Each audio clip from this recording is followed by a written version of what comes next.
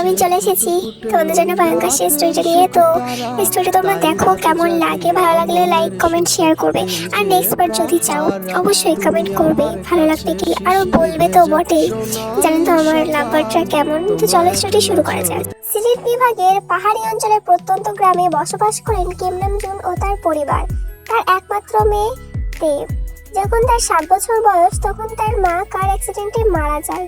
অবশ্য কিম নামজুনের নিজের মেয়ে না, কিম নামজুন দেখে তার সদর দৌড়েই পেয়েছিলেন। কে বা কোথা থেকে এসেছে সেটা তোমরা স্টোরির মধ্যে দেখতে পাবে। স্টোরিতে অনেকটাই টুইস্ট আছে, আশা করছি তোমাদের অনেক ভালো লাগবে। তো দেখতে থাকো। দেখে ওরা কুড়িয়ে পেয়েছিল তাতে কি হয়েছে। দেখে ওরা কখনোই নিজের মেয়ে ছাড়া অন্য কিছুই ভাবেনি। নিজের মেয়েকে ঠিক যতটা যত্ন না করলে নয়, দেখে তার থেকে বেশি ভালোবেসে আগলে রেখেছে। কিম নামজুনের স্ত্রী হলো মিসেস জিন। যখন 7 বছর বয়স, 7 বছর বয়স থেকে এই নামজুন মা মারা মেয়েটিকে নিয়ে অনেক সুখে শান্তিতে বসবাস করছেন। মেয়ের মুখে থেকে তাকে দ্বিতীয় বিয়েটাও করেননি মিস্টার কিম নামজুন এবং তার মা লিসাকে নিয়েই বসবাস করছেন। এলাকায় কিম নামজুনের বেশ ভালোই নামডাক রয়েছে, বেশ ভালোই জানেন তাকে সবাই। পরিবারও বেশ সচ্ছল। কিম নামজুন একজন অবসরপ্রাপ্ত সরকারি চাকরিজীবী। এলাকায় সবকিছু বেশ ভালোই চলছিল, কিন্তু হঠাৎ করে কেমন একটা আতঙ্ক চলে এসেছে সবার মাঝে। গত 6 মাস ধরে সূর্যাস্তর পর কেউ এলাকার বাইরে বার হতেই যায় না, আর বার হলেও পরের দিন তার রক্তশূন্য দেহ পাওয়া যায়। কে বা কারা তাদের এভাবে হত্যা করছে সেটা কারোরই জানা নেই। 6 মাস আগে যখন তের প্রথম বিয়ে ঠিক হয় শহরের একটি স্বনামধন্য পরিবারে, তখন ঘটনার প্রথম সূত্রপাত হয়। বিয়ের দিন সব অনুষ্ঠান ভালোভাবেই চলছিল। হঠাৎ বরযাত্রী মাঝ রাস্তা থেকে উধাও হয়ে যায়। অনেক খোঁজাখুঁজির পরেও তাদের কোথাও খুঁজে পাওয়া যায় না।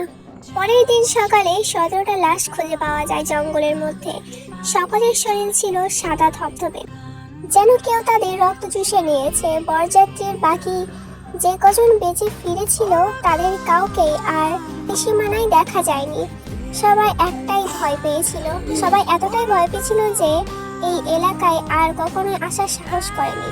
পরবর্তীতে কিম নামজুন খোঁজ নিয়ে জানতে পারেন, তারা যখন নিরিবিলি রাস্তা ধরে আসছিল তখন কয়েকটা অদ্ভুত প্রাণী তাদের সামনে এসে পড়ে আর মুহূর্তের মাঝে তাদের উপর আক্রমণ করে। তাদের ভাষ্যমতে প্রাণীগুলো এতটাই দ্রুতগতির ছিল যে ঠিকভাবে তারা বুঝে উঠতে পারেনি। সেদিন মারাত্মক রকমের ভয় পেয়েছিলেন তারা। সেদিনের পর থেকে এলাকায় আতঙ্ক ছড়িয়ে পড়ে, আর প্রতিদিন একটা না একটা দুর্ঘটনা ঘটতে থাকে। কেউ না কেউ শিকার হয় সেই প্রাণীগুলোর হাতে। পুলিশ অনেক চেষ্টা করেছে, সন্ধান পায়নি খুঁজে, এবং প্রাণীগুলোর সন্ধান বের করার জন্য রাতে ডিউটি করতে গিয়ে প্রাণীগুলোর হাতেই প্রাণ গেছেন তাদের। সেই থেকে পুলিশও ভয়ে আর কাজ করছে না। এটা নিয়ে বেশ আতঙ্ক ছড়িয়ে পড়েছে পুরো এলাকায়। এরই মাঝে তের আবার বিয়ে ঠিক হয় ঢাকার একটি স্বনামধন্য পরিবারে। তাদেরকে সবকিছু খুলে বলার পরেও তারা একরকম জেদ ধরে রাতে বিয়ের কথা ঠিক করে। আর এদের পরিণাম ঠিক একই রকমই হয়। প্রতিবারের মতো এবারও পরের দিন সকালে পুরো 25টা লাশ খুঁজে পাওয়া যায় জঙ্গলের মধ্যে। সকলের শরীর রক্তশূন্য। দেখে মনে হচ্ছে যেন কোনো আঁচড়ের বা কোনো কিছুই দাগ নেই, শুধুমাত্র গলায় দুটো গভীর গর্ত। তাছাড়া দেখে মনে হয় যেন কোনো প্রাণী কামড় দিয়ে রক্ত চুষে নিয়েছে গলা থেকে, ঠিক যেন সাপের কামড়ের দাগের মতো। গতবার তের বিয়ে ভেঙে যাওয়ার কারণে সবাই কিছুটা চুপ থাকলেও এবার আর কেউ চুপ থাকে না। পুরো এলাকাবাসী আনাগোনা শুরু করে দেয় যে কিম নামজুনের মেয়ে তে অপয়া, আর কারণেই এলাকায় এত বেশি মৃত্যু ঘটছে। 2বার বিয়ে ভেঙে গেল তার। বরযাত্রী ঘরের দোরগোড়ায় এসেও যেন পৌঁছে গেল মৃত্যুর দুয়ারে। বাতাসের মতো ছড়িয়ে পড়ল ঘটনাটা চারিদিকে। কিম নামজুনের আড়ালে সবাই বলতে শুরু করলো যে এক ঘর করে দিবে। কোনোভাবেই এই অপয়া পরিবারকে এলাকায় রাখা যাবে না। তাদের জন্যই হয়তো এত মৃত্যু ঘটছে চারিদিক। যদিও তাদের কথায় কোনো ভিত্তি নেই। বিষয়টা কিম নামজুনের কানে এসে পৌঁছালো। এতে ভীষণ ভেঙে পড়লেন তিনি। নিজের একমাত্র মেয়ের নামে এসব বাজে কথা শোনার জন্য কেন, যেন কখনো কল্পনাও করেননি তিনি। এদিকে দে এসব বিষয় নিয়ে কোনো মাথা ব্যথা নেই, তো তার মতো বিন্দাস আছে। এর বয়স 22 বছর, লম্বায় 5 ফুট 5 ইঞ্চি, গায়ের রং ধপধপে ফর্সা, চোখগুলো ভীষণ মায়াবী। কিন্তু সে যতটা সুন্দরী ততটাই দুষ্টু ও চঞ্চল প্রকৃতির সে। বয়সে এত বড় হয়ে গেলেও যেন তার মাঝের ছেলে মানুষই এখনো যায়নি। সবসময় হাসি খুশি থাকতে ভালোবাসে সে। সারাক্ষণ পুরো বাড়িটাকে মাতিয়ে রাখে। চারিদিকের এমন পরিস্থিতিতেও যেন তার কোনো রকম ভাবান্তর নেই। সে শুধু একটা কথাই ভেবে যাচ্ছে, কিসে জিনিস যে কিনা এভাবে সবাইকে হত্যা করছে। তে গল্প পড়তে ভীষণ ভালোবাসে, বিশেষ করে ভূত প্রেত ভ্যাম্পায়ার এর গল্প ভীষণ ভালোবাসে পড়তে। আর এসব কাল্পনিক গল্প পড়ার কারণে তার মনের মাঝে সবসময় বলে, এই কাজগুলো নিশ্চয়ই কোনো ভূত বা ভ্যাম্পায়ার করছে। তাই তো গল্পের ভ্যাম্পায়ার এর মতো মানুষের রক্ত চুষে তাদের মেরে ফেলছে। দে মনে মনে ঠিক করে আজ রাতে সবাই যখন ঘুমিয়ে পড়বে বের হবে নিরিবিলি রাস্তায় আর খুঁজে বের করবে আসলে কিসে জিনিস যে এভাবে মানুষদের রক্ত চুষে হত্যা করছে। এটা নিয়ে বেশ উত্তেজনা কাজ করছে তার মাঝে। সে রাতের জন্য প্রস্তুত হতে থাকে, যেভাবেই হোক এই ঘটনার রহস্য বের করতে হবে তাকে। তার মাঝে কৌতূহল ভীষণ রকম কাজ করছে, তাই নিজে কৌতূহলটাকে ধরে রাখতে না পেরেই এমন পরিকল্পনা করে দে। রাতে খাওয়া দাওয়ার শেষে সবাই যে যার রুমে চলে যায়। দে প্রস্তুতি নিতে থাকে বাইরে কিভাবে যাওয়া যায়। তখনই দে দরজায় টোকা পড়ে আর দে বিরক্তি নিয়ে এগিয়ে যায় দরজার কাছে। দরজা খুলতেই দেখে কিম নামজুন দাঁড়িয়ে আছে। সে দেখে করুণ দৃষ্টিতে তার দিকে তাকিয়ে থাকে কিছুক্ষণ, তারপর রুমের মাঝে প্রবেশ করে বিছানার উপরে বসে তাকে এমনভাবে তাকিয়ে থাকতে দেখে তের ভীষণ মায়া হচ্ছে। সে তার বাবার পাশে গিয়ে জিজ্ঞেস করে বলে, কি হয়েছে বাবা, তোমাকে এমন দেখাচ্ছে কেন? ওর কথার উত্তরে করুণ দৃষ্টিতে তাকিয়ে কিম নামজুন মাথায় হাত বুলিয়ে করুণ গলায় বলে, আমাকে ক্ষমা করে দিস। তোর নামে এত বাজে বাজে কথা শোনা সত্ত্বেও আমি কাউকে কিছু বলতে পারছি না। জানি না এলাকার মানুষগুলো হঠাৎ এমন কেন হয়ে গেল, কিন্তু কোথায় কান দিয়ে কষ্ট পাবি না, বুঝেছিস? আরে কেউ জানুক আর না জানুক, আমি জানি আমার তেমা কোন অপায়া নয়। তার মতো লক্ষ্মী এবং ভালো একটি মেয়ে এলাকায় দুটি নেই। যে যাই বলুক কখনো মন খারাপ করবি না, আর তোর জন্য আর ভালো পাত্র খুঁজে আনবো। তোকে একটি ভালো ছেলের হাতে তুলে দিতে পারলেই আমার শান্তি। ওনার কথার উত্তরে তে বিছানা থেকে নিচে ফ্লোরে হাঁটু গেড়ে বসে তার বাবার হাত নিজে হাতের মধ্যে নিয়ে বলে, তুমি এসব ভেবে কেন কষ্ট পাচ্ছ বাবা? তুমি কি তোমার দেখে চেনো না? আমাকে দেখো, আমাকে দেখে কি একটু মনে হচ্ছে যে আমি এসব নিয়ে ভাবছি বা কষ্ট পাচ্ছি? আমি জানি আমি কি, আর তাছাড়া অন্য কারো কথাই আমার কিছু যায় আসে না। আমার শুধু তোমাকে আর দাদিকে চাই, আর কিছু না। তুমি এসব ভেবো না তো, ঘরে গিয়ে নিশ্চিন্তে ঘুমাও। দেখো আমি একদম বিন্দাস আছি, আমার কোনো কিছু হয়নি। ওর কথার উত্তরে কিম নামজুন কিছু বলে না। মৃদু হেসে ওর মাথায় হাত বুলিয়ে কপালে একটি চুমু দিয়ে রুম থেকে বেরিয়ে যায়। উনি চলে যেতে এতে দরজা লাগিয়ে তারপর আবারও নিজের কাজে লেগে পড়ে। যেভাবে হোক আজ রাতে তার রহস্য খুঁজে বের করতেই হবে। কারা এভাবে লোকগুলোকে হত্যা করছে প্রতিদিন, তার জানতেই হবে। ওদের তার জীবন গেলে যাবে, তবে যতটা সম্ভব সাবধানতা বজায় রাখবে সে। এখন রাত 12:56। চারিদিকে নীরব নিস্তব্ধ। তা ছাড়িয়ে আছে গ্রামের সবাই ঘুমে বিভোর। এখন বাড়ি থেকে বের হলে কেউ জানতেও পারবে না। তে ঘরে লাইট অফ করে দিয়ে আস্তে করে দরজা খোলে। তারপর কালো একটি ওড়না মুড়িয়ে দিয়ে হাতে একটি টর্চ লাইট নিয়ে পা টিপে টিপে রুম থেকে বের হয়ে যায় সে। বাইরে থেকে আস্তে করে দরজাটা লাগিয়ে দিয়ে এদিক ওদিক তাকিয়ে দ্রুত বেরিয়ে যায়। যদিও মনের মাঝে এক অজানা ভয় কাজ করছে তার, তবুও সেটাকে দূরে সরিয়ে নিজের উত্তেজনাকে বজায় রেখে এগিয়ে যায় সামনের দিকে। 15 মিনিট হাঁটার পর নিরিবিলি জনশূন্য একটি জায়গায় এসে পৌঁছায় সে। চারিদিকে ঝোপঝাড়ে ভরা, দূর দূরান্তে শিয়ালের ডাক এবং ঝিঝির পোকার ডাক ছাড়া আর কিছুই শোনা যাচ্ছে না। অসম্ভব ঘুটঘুটে অন্ধকার, কোনো দিকে বিন্দু মাত্র আলোর চিহ্নটুকুও নেই। তে এখন মনে মনে অনেক ভয় লাগছে, আর মনে মনে বলছে, একা এসে কি আমি সত্যি ভুল করলাম? এতদূর যখন এসেছে সে দেখে ছাড়বে কিসে জিনিস যা এভাবে মানুষকে হত্যা করছে। সে আবারও সামনে এগিয়ে যেতে থাকে। এবার 2-3 পা এগিয়ে যেতে মাথার উপর দিয়ে খুব দ্রুত গতিতে কিছু একটা উড়ে যাওয়ার শব্দ পায় সে। সাথে সাথে চশমা উঠে হাতে থাকা টর্চ লাইট উপরের দিকে ধরে, কিন্তু সেখানে তো কিছুই নাই। সবকিছু একদম নীরব, স্তব্ধ হয়ে আছে। দে এবার ঠুকনো ঠোক গেলে ভয়ে হাত পা মৃদুভাবে কাঁপতে থাকে তার। সে তাড়াতাড়ি টর্চ লাইটের আলোটা বন্ধ করে এদিক ওদিক ঘুরে ঘুরে তাকায়, কিন্তু অন্ধকারে কোনো কিছুই চোখে পড়ে না তার।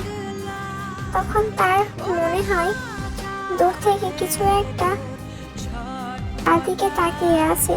সে বুঝতে পারে উত্তেজনার বশে এভাবে একা একা এসে সে খুব বড় ভুল করে ফেলেছে। সে এমনটা করা তার মোটেও উচিত হয়নি। সে এবার এদিক ওদিক না তাকিয়ে দৌড়তে থাকে বাড়ির উদ্দেশ্যে। তখনই সে অনুভব করে তার পিছনে দ্রুত গতিতে কিছু একটা ছুটে আসছে তাকে ধরতে। দে থমকে দাঁড়ায়, পিছনের দিকে ঘুরে দাঁড়ানোর আগে অন্য পাশ থেকে কিছু একটা এসে পিছনে থাকা জিনিসটাকে খুব দ্রুত গতিতে সেখান থেকে সরিয়ে দিয়ে যায়। দেব আর কিছুই দেখতে পায় না, কিন্তু এতটা ভয় পেয়ে যায় যে চোখ বেয়ে ছড়ছড়িয়ে পানি পড়তে থাকে তার। মনে মনে দৌড়াদৌড় পড়তে থাকে, আবারও দৌড়াতে থাকে বাড়ির উদ্দেশ্যে, কিন্তু বেশি দূর যেতে পারে না। কিছু একটার সাথে পা বেঁধে মুখ থুবড়ে আছড়ে পড়ে মাটির উপর। হাতে এবং পায়ে হাঁটুতে বেশ অনেকটাই ব্যথা পায় সে। সেই সাথে একটি কুঞ্চির সাথে জামা আটকে গিয়ে জামার হাতের কাছে কিছুটা অংশ ছিঁড়ে যায়। দিয়ে সেদিকে গুরুত্ব না দিয়ে ওনা ও টর্চ লাইটার দিয়ে নিজে ফেলেই উঠে দাঁড়িয়ে আবারও দৌড়াতে থাকে বাড়ির উদ্দেশ্যে। তখনই তার মনে হয় তাকে চারিদিক থেকে কিছু একটা ঘিরে ধরেছে, যেন এক্ষুনি তার রক্ত চুষে খেয়ে ফেলবে। সে এবার ভয়ে 2 চোখ বন্ধ করে জোরে একটি চিৎকার দেয়, বাবা বলে। তখনই সে অনুভব করে তার সামনে কেউ একজন দাঁড়িয়ে আছে। সে চোখ খুলে দেখে তার সামনে লম্বা একজন অবয়ব দাঁড়িয়ে আছে। তার দিকে তাকে অন্ধকারে তার চেহারায় কিছুই দেখা যাচ্ছে না। ঘটনায় আকস্মিকতায় সে এতটাই ভয় পেয়ে যায় যে জ্ঞান হারিয়ে সেখানেই লুটিয়ে পড়ে। দেখে অজ্ঞান অবস্থায় পড়ে থাকতে দেখে না যাওয়া সত্ত্বেও তাকে কোলে তুলে নিতে হয় সামনে থাকা অবয়বটাকে। কোলে নিয়ে যখনই পিছন দিকে ঘুরতে যাবে তখনই বুঝতে পারে তার পিছনে অনেকগুলো মানুষ এসে দাঁড়িয়েছে। এটা দেখে ভীষণ অস্বস্তিতে পড়ে গেল অবয়বটা। সে চুপচাপ দাঁড়িয়ে রইল, একটু নড়াচড়া করলো না দেখে নিয়ে। অবয়বটার গায়ে একটি হুডিওয়ালা জ্যাকেট পরা, হুডি দিয়ে মাথা এবং মুখ ঢেকে আছে। সে দেখে কোলে তুলে নিয়ে তাকে দাঁড়িয়ে থাকতে দেখে কিমনঞ্জন এবং এলাকার বেশ কয়েকজন লোক এগিয়ে আসলো তার কাছে। সবাই টর্চের আলো ফেললো অবয়বটার মুখে, কিন্তু সে হুডিটা এতটাই নিচে নামিয়ে রেখেছে যে মুখটা স্পষ্ট দেখা গেল না। এবার সবাই তার মুখের উপর থেকে আলো সরিয়ে এর মুখের উপর টর্চের আলো ফেললো। দেখলো অজ্ঞান হয়ে তার কোলের মাঝে পড়ে রয়েছে। তের হাতের কাছে জামা অনেকটা ছেঁড়া, গায়ে কোনো ওড়না নেই। তাকে এই অবস্থায় দেখে যার যা বোঝার বুঝে নিল। সবাই ভুল বুঝে একে অপরের সাথে কানাঘষা করতে লাগলো। কিমনঞ্জন দেরি না করে দ্রুত নিজের গায়ের শার্টটা খুলে তের গায়ে পরিয়ে দিল। তারপর চিৎকার করে রাগী গলায় জিজ্ঞেস করলো, এই ছেলে কে তুমি, আর আমার মেয়েকে এই অবস্থায় এখানে নিয়ে কি করছো? কোথায় নিয়ে যাচ্ছ ওকে? ওর কি হয়েছে? ওনার এমন ধমক খেয়েও ছেলেটা কিছুই বলল না, চুপচাপ দাঁড়িয়ে রইল, যেন ভীষণ রকম ভাবনার মাঝে আছে সে। কিম নামজুন এবার দোপা এগিয়ে গেল তার দিকে, তারপর ছেলেটির মুখের উপরে হুডিটা ফেলে দেওয়ার জন্য উদ্যত হলো। তখনই ছেলেটি দ্রুত বলে উঠল, দেখুন আপনারা ভুল ভাবছেন, আমি ওনাকে অজ্ঞান অবস্থায় পড়ে থাকতে দেখে কোলে নিয়েছি, এর বেশি কিছু না। দেখুন আপনারা ভুল ভাবছেন। কিম নামজুন থেমে গেল, কিছুটা ঝাঁঝালো গলায় আবারও বলে উঠল, ফাজলামি করো আমাদের সাথে? এত রাতে আমার মেয়ে এখানে আসতে যাবে কেন? আর অজ্ঞানী বা হবে কেন? সত্যি করে বলো, কে তুমি? তোমাকে এর আগে এই এলাকায় দেখেছি বলে তো মনে হয় না। কথাটি বলেই কিম নামজুন আবারও ছেলেটার হুডি সরানোর জন্য হাত এগিয়ে দিল। সাথে সাথে ছেলেটি দুপা পিছিয়ে গিয়ে দাঁড়ালো, তারপর গম্ভীর গলায় বলে উঠল, আমি এখান দিয়ে যাচ্ছিলাম, যাওয়ার সময় দেখলাম এই মেয়েটি জঙ্গলের মধ্যে একা একা ঘুরঘুর করছিল, হয়তো কিছু দেখে ভয় পেয়ে দৌড়াচ্ছিল, আর ভয় পেয়ে দৌড়াতে গিয়ে সে সেখানে পড়ে যায়, পড়ে গিয়ে জ্ঞান হারিয়ে ফেলে। তাই তাকে সাহায্যের জন্য আমি এখানে এসেছিলাম। বুঝতে পারিনি এটা নিয়ে আপনারা এত সিক্রেট করবেন। আপনারা মেয়েটিকে রাখুন, আমি চলে যাচ্ছি। কথাটি বলে তেকে নিচে শুয়ে দিতে চাইলে পাশ থেকে একটি লোক দ্রুত গিয়ে ছেলেটির কলার চেপে ধরল, তারপর রাগী গলায় বলল, যা বলবে তাই আমরা বিশ্বাস করে নেব? আমাদের আজ কিছু বোঝা বাকি নেই, নিশ্চয়ই এদের সাথে তোমার কোনো সম্পর্ক আছে, আর তোমরা সেজন্যই দেখা করতে এসেছিলে, কিন্তু তে অজ্ঞান হলো কিভাবে? আর ওর এই অবস্থা বা কেন? সত্যি করে বলো, কি করেছো তুমি এর সাথে? লোকটির কথাই উত্তরে ছেলেটি কিছু বলল না, তবে তাকে দেখেই বোঝা যাচ্ছে সে ভীষণ রকমের রেগে আছে তার কলার চেপে ধরায়। সে কিছু বলবে তার আগে কিম নামজুন সেখানে এগিয়ে গেল, তারপর লোকটিকে সরিয়ে দিয়ে বলল, আচ্ছা তোমরা থামো, যা কথা বলার বাড়িতে গিয়ে বলবে। এত রাতে এখানে দাঁড়িয়ে থাকা মোটেও নিরাপদ নয়, জানো তো এলাকার কি অবস্থা। এই ছেলে, ওকে নিয়ে চলো আমাদের সাথে। ও ছেলে, একে নিয়ে চলো আমাদের সাথে, তোমার সাথে বাড়িতে গিয়ে কথা হবে। এবারও ছেলেটি কোনো উত্তর দিল না, চুপচাপ দাঁড়িয়ে রইল। তারপর মনে বেশ কিছুক্ষণ কিছু একটা ভেবে নিল। কোনো রকম কথা না বলে কিম নামজুনের সাথে রওনা হলো তার বাড়ির দিকে। দেখে বিছানায় শুইয়ে দিয়ে ওর পাশে একটি চেয়ারের ওপর বসে আছে ছেলেটা। তাকে ঘিরে ধরে উৎসুক দৃষ্টিতে তাকিয়ে আছে সবাই, বিশেষ করে এর দাদি, যেন চোখ দিয়ে গিলে খাচ্ছে ছেলেটাকে। যদিও ছেলেটা এখনো নিজের হুডি সরায়নি। বেশ কিছুক্ষণ নীরব হয়ে রইল সবাই। তারপর নীরবতা কাটিয়ে কিম নামজুন গম্ভীর গলায় বলে উঠল, অনেক হয়েছে, আর নয়, এবার সত্যি করে বলো, তোমার পরিচয় কি? কোথা থেকে এসেছো তুমি? আর এত রাতে এখানেই বা কি করছিলে? আমার মেয়ে তোমার কাছে কেন গিয়েছিল? খবরদার কোনো মিথ্যে বলার চেষ্টা করবে না, যা বলবে সত্যি করে বলবে, নইলে কাল সকালে পুলিশের হাতে তুলে দেবো আমি তোমাকে। ছেলেটি কিছুক্ষণ চুপ করে রইল, কোনো উত্তর দিল না, তারপর নিজেই নিজের মুখের উপরে হুডি সরিয়ে দিল। এই চেহারা দেখা মাত্রই সবাই যেন হাঁ করে এক দৃষ্টিতে তাকিয়ে রইল। ধবধবে ফর্সা গায়ের রঙে অসম্ভব মিষ্টি চেহারার একটি ছেলে বসে আছে সবার সামনে। হাইট 6 ফুটের বেশি, চোখ দুটো ভীষণ মায়াবী, চোখের মণিগুলো গাঢ় বাদামি রঙের, চুলগুলো কপালে ছড়িয়ে আছে। ছেলেটি যেমন উঁচা লম্বা, তেমনই তার চেহারা এবং সৌন্দর্য। এর সৌন্দর্য যেন তার কাছে কিছুই না। এর আগে এত সুন্দর কোনো ছেলে কেউই দেখেনি বলে তো মনে হয় না।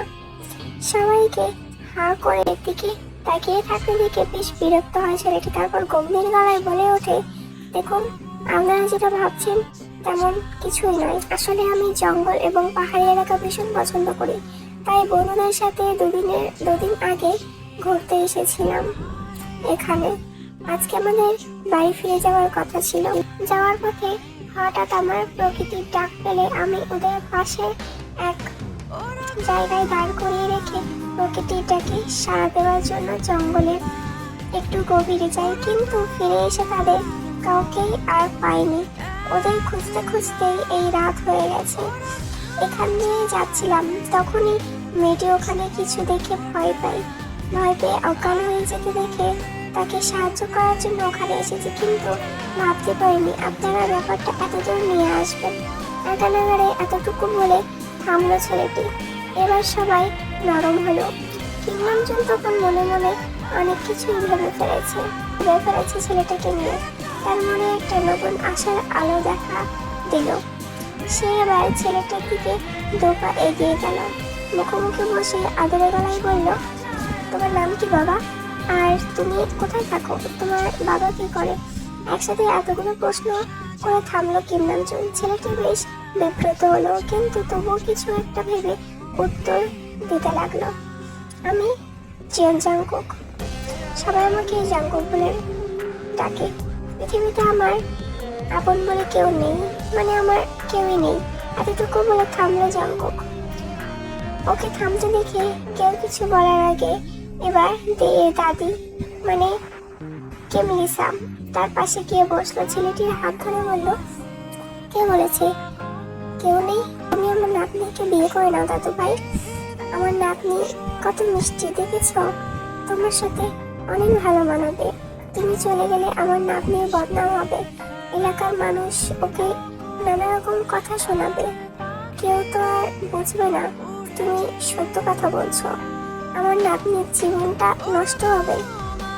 তোমাকে আমাদের ভীষণ পছন্দ হয়েছে, তুমি আমার নাতনিকে বিয়ে করে নাও আর সারা জীবন এখানে থেকে যাও।